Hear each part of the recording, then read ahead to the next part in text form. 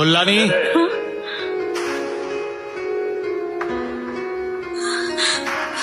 দীপা, মা আর মাসিদের বল বাড়ি ফিরতে। তুমি সত্যি বলছো? তুই তো এটাই চাইতি না? আমার ইচ্ছে যে কখনো পূরণ হবে আমি ভাবতেই পারিনি। এসব ওর জন্য হয়েছে।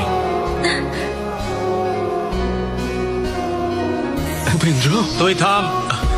ওরা চারজন আমাদের সঙ্গে থাকবে, কিন্তু তোর ছায়া যেন ও বাড়িতে না পড়ে, মনে রাখিস। আর আমি তোকে কোনোদিন ক্ষমা করতে পারবো না। তুই যেভাবে আমাদের বিশ্বাস ভেঙে দিয়েছিলি, সেটা আমি কোনোদিন চাইলেও ভুলে যেতে পারবো না। তুইও যেন এ কথাটা ভুলে যাস না। দাদা, ওর কথায় আমি কিচ্ছু মনে করিনি। তোরা সবাই ভালো থাকলে ওর কোনো কথাতেই আমার কিচ্ছু যায় আসে না। আমার কথা ভাবিস না, আমি ঠিক নিজের খেয়াল রাখবো। তোরা নতুন করে সব শুরু কর, আমি সব সময় তোদের পাশে আছি। আমি ভেবেছিলাম এতদিন ধরে যে স্বপ্নটা আমি দেখেছি তা শুধু স্বপ্নই থেকে যাবে, কখনো সত্যি হবে না। তুমি আমায় সব ফিরিয়ে দিলে। আমি বুঝতে পারছি না কি করে তোমায় ধন্যবাদ জানাবো। Thank you.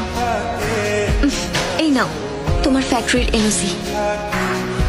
আমি এখানে ফ্যাক্টরির জন্য আসিনি, একটা উদ্দেশ্য নিয়ে এসেছি। উদ্দেশ্য নিয়ে? কিসের উদ্দেশ্য? কে তুমি? আমি সরস্বতীর ছেলে, মাই পাঠিয়েছে। এটা তুমি আগে বলনি কেন? যদি আগেই বলে দিতাম আপনি বিয়েতে রাজি হতেন না। আমার মায়ের জন্য আপনি অনেক কষ্ট ভোগ করেছেন, সেই কষ্টগুলোকে আমি দূর করতেই এসেছি। যদি ভূপেন্দ্র জানতে পারে তোমাকে শেষ করে দেবে। মায়ের জন্য আমি মরতেও রাজি। দীপা, তোর বাবা যদি জীবনে একটাও ভালো সিদ্ধান্ত নিয়ে থাকে তো সেটা হলো এই ছেলের সঙ্গে তোর বিয়ে ঠিক করা। I love you Kartik. Shankar বাবু, ম্যাডাম, আমি যদি কাউকে খুন করি আমার ক বছরের জেল হতে পারে বলুন তো? কি যে বলছেন ম্যাডাম, আপনি ফোন করুন, বাকিটা আমি দেখে নেব। দেখতে হলে তো আগে বেঁচে থাকতে হবে। আমি তোমাকেই খুন করব। কেন, আমি আবার কি করলাম? আমি বলে দেওয়ার পরেও ও একবারও আমাকে ফোন করেনি, আর যখন আমি করি তখন ফোনই ধরে না। হয়তো ওর ইনকামিং বন্ধ আছে আর আপনার আউট গোয়িং। আপনি পেছনে একটা কম শূন্য লাগান আর সামনে একটা বেশি। ঠিক আছে,